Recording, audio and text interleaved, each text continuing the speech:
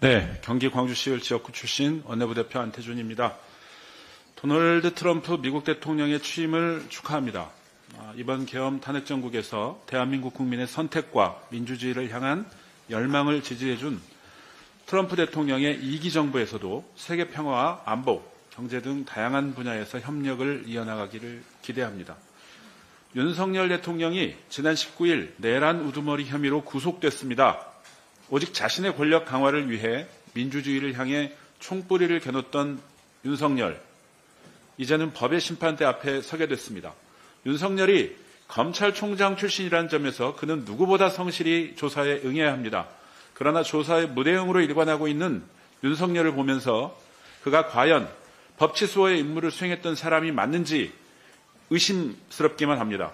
윤석열은 자신이 수사했던 범죄자들과 과연 다를 것이 있는지 스스로 되돌아보기를 바랍니다. 특이한 것은 윤석열이 영장실질심사 과정에서 최상목 대행이 받은 쪽지에 대한 질문에는 답을 했다는 것입니다.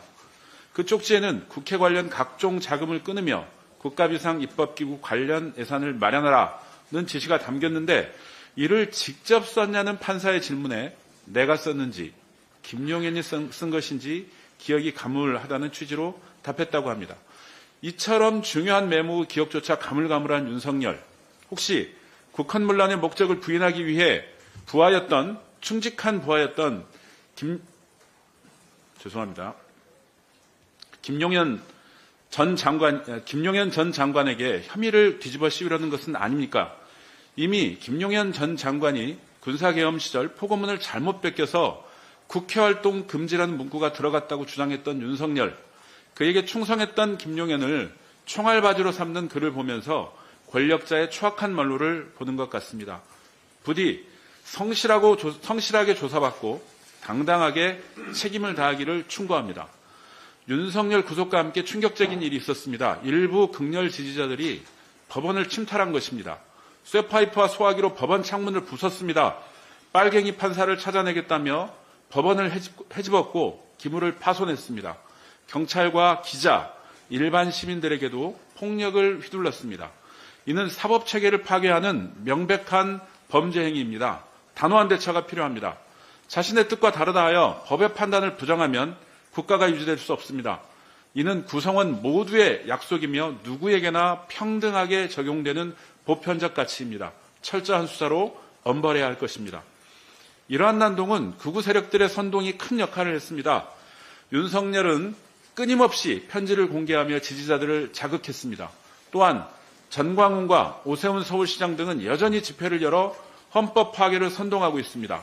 특히 법원 폭동 시 7층까지 올라가 판사 사무실을 돌아다니며 차은경 판사를 찾아내려는 사람들 중 한 명이 전광훈 목사의 수하 전도사인 이모 전도사라는 의혹도 있습니다.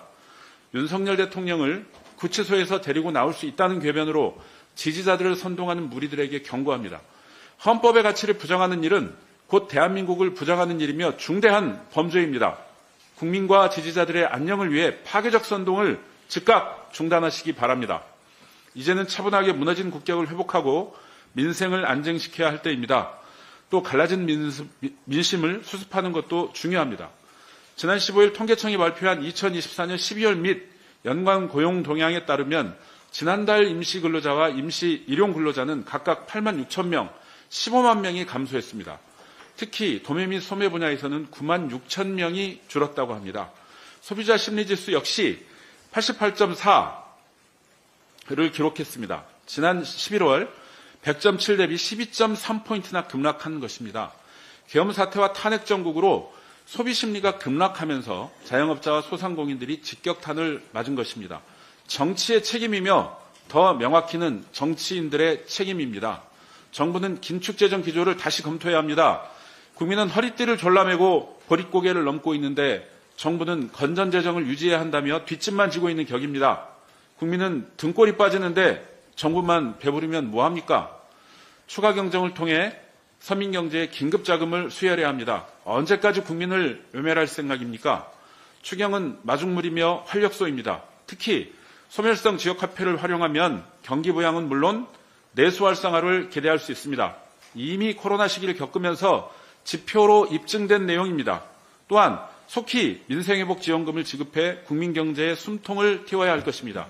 많은 자치단체가 이미 민생회복지원금 지급을 결정했습니다. 중앙정부에서 자금을 편성한다면 더 많은 자치단체가 민생회복지원금 지급에 참여할 것입니다.